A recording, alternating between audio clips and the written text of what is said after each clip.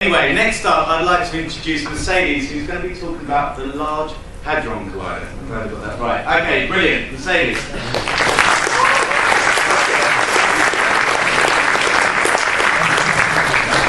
Good evening, everyone.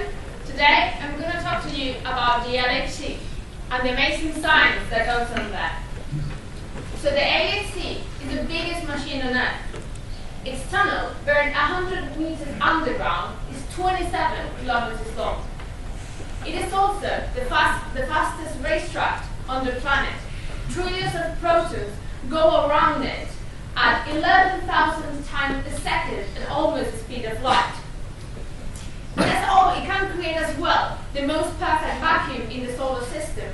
Its emptiness much greater than that of outer space. It also reaches the most extreme temperatures, because when two beams collide, temperatures rise to 100,000 times hotter than that of the core of the sun. But when the beams are turned off, the superfluid helium cools it down to minus 271 degrees Celsius. That is only 2 degrees off absolute zero. It has also the biggest and most sophisticated detectors and the most powerful supercomputer in the world. But as you will imagine, all this does not come cheap, as LHC is also the most expensive machine on Earth, costing £6.2 billion. So, why? Why does the LHC have to be so extreme and so expensive? Well, the LHC is built to try to understand some of the most profound questions in physics today, and one of them relates to the so hyped Higgs boson. So the story starts with something that we call the Standard Model. The Standard Model is our current theory of the world of subatomic particles, the teeny tiny bricks that make up matter. We have them classified according to the physical properties and how they interact with each other. And so far, it all works very well, except for just one thing. And that is, we're not very sure how come matter has mass. Our current belief is that when a massive particle is traveling through the space-time, it interacts with something we call the Higgs field. And direct interaction is what makes the particle get massive. Think of it as if you're walking down the beach and you get into the water. When you get into the water, you cannot move as fast, and you get the sensation of getting heavier.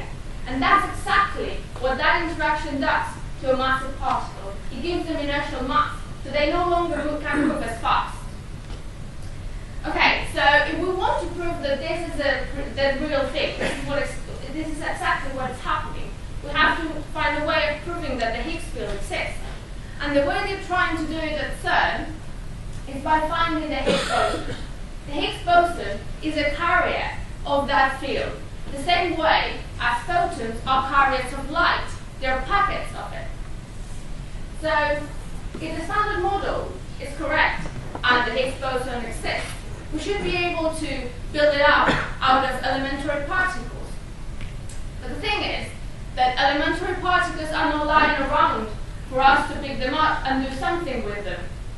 They are bound together, making up other particles like protons. So to get to those particles inside a proton, we have to break them apart.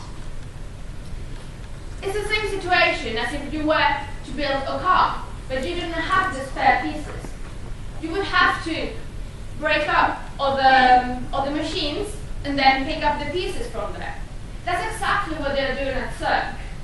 And that's the reason why LHC has to be so large, because it has to have the power to accelerate particles fast enough so that when they collide, they break apart. So after the collision, the LHC will pick up all the data and analyze it. And if in that collision, the Higgs boson has been created, even if it has only been for one split second, then we'll have the evidence that the Higgs exists. But, okay, so far so good. If it all works, it will have been worth it, all that money. But what happens if it doesn't work? What happens if the outcome of the LHC is absolutely nothing? Well, that will only mean one thing, and that's that we're wrong. So that will be a turning point in the history of physics, because we'll have to develop new theories to account for all the things that we see. And you may think, well, but that's too bad because we'll have to spoil a lot of work. But actually, it won't be that bad, because a negative result can sometimes be a great result. Just think about that negative result that over 100 years ago gave rise to Einstein's theory of relativity. So, bottom line is, the LHC is doing some amazing physics, and no matter the outcome, will lend precious clues about nature, and that knowledge is priceless. Thank you very much.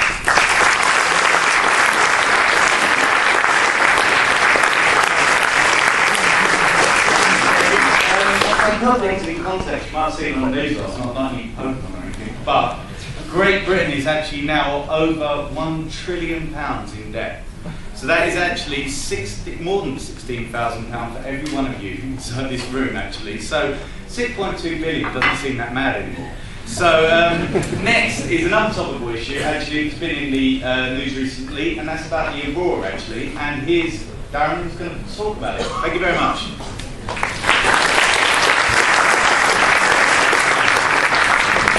Thank you. So today I'm going to talk about the Aurora. Okay? You may have seen pictures of this stunning phenomenon before. But today I'm going to show you how we can explain it using the same ideas that we use to light up our homes and offices every day. So you may wonder how it can be that the same science is behind, say, a fluorescent light tube and the Aurora. For a start, if you have an energy-saving light bulb at home, you normally have to plug it in first before you turn it on. Well, to see how it works, we can use this Van de Graaff generator. This works by building a static electric charge on the larger sphere, and when it gets big enough, it discharges to the smaller one. So if I turn it on, you can see that even though I haven't plugged this light in,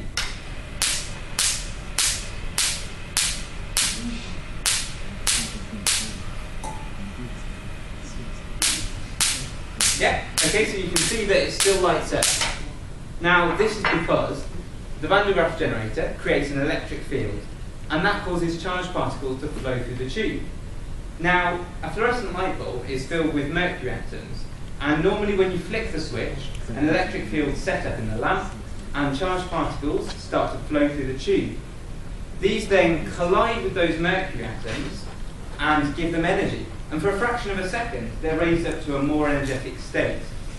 Now, they quickly lose that energy, and you can think about this as being a bit like when you throw a ball up into the air. When you throw it up, you give it energy. When it falls back down, it hits the floor, and some of that energy is converted into sound. Like that. Okay, so in the fluorescent light tube, a stream of charged particles collides with the mercury atoms, it gives them energy, and when they lose that energy, they emit light. It's converted into light, okay? Now, mercury atoms emit ultraviolet light, which is invisible to the human eye. So on the inside of this light bulb, there's a special coating that converts that into white light that we can see. Now, the Aurora works in exactly the same way, but instead of a Van de Graaff generator, we have the sun. So the sun throws up millions of charged particles every second. Those charged particles then get funneled down at the north and south poles by the Earth's magnetic field. And there, they collide with the atmosphere. So the only difference is that, whereas in the fluorescent light bulb we have mercury atoms, in our atmosphere we have oxygen and nitrogen. Now, oxygen, depending on how long it holds on to the energy for, can either emit red or green light.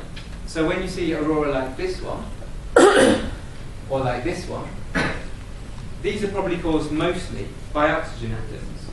Nitrogen, on the other hand, that can emit red light as well, but it can also be responsible for blue aurorae like this one.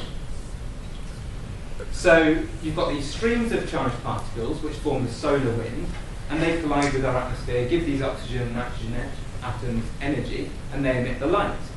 But when the solar wind's particularly strong, you even get aurorae at lower latitudes, as Simon was saying. So this week, some have been seen in Yorkshire and in the north of England, and I've got a picture here of one that was seen in Cornwall in 2001. Now, what's really interesting about this is that the different colours of light emitted by different kinds of atoms are kind of like the atom's fingerprint. So if you want to know what atom you've got, you can give it energy and see what colour light comes out.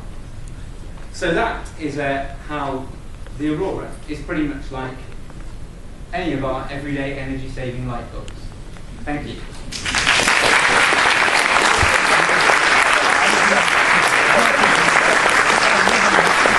Thank you very much, Darren. I actually used to study the Aurora. Originally, I'm a solar terrestrial physicist. That was a while ago now. But interesting thing about it is you don't just get Aurora caused by the sun. They can actually be caused by earthquakes or prior to earthquakes. They're called earthquake lights. Now, this is a picture here taken in China just before the earthquake in Japan, a couple of hours before. And it's believed that as the pressure builds up in the plates, quartz crystals like they used to have in radios and clocks can actually emit radio waves that can send up into the atmosphere and actually resonate at the same frequency as the gases there, causing the lights, causing a so hopefully people will try and use these to actually study or predict earthquakes. If you see these where you shouldn't have them, hopefully, yeah, you might want to run. But if you see, yeah, around the earthquake zone, it's not good. Anyway,